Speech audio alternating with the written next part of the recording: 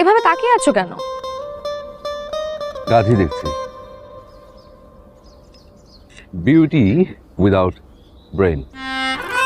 মানে মানে আমি না অনেককে বলতে শুনেছি যে সুন্দরী মেয়েরা নাকি একটু গাধি টাইপ হয়, কিন্তু বিশ্বাস করো আমি না কোনোদিন সামনাসামনি দেখতেই পাইনি, এই প্রথম দেখছি।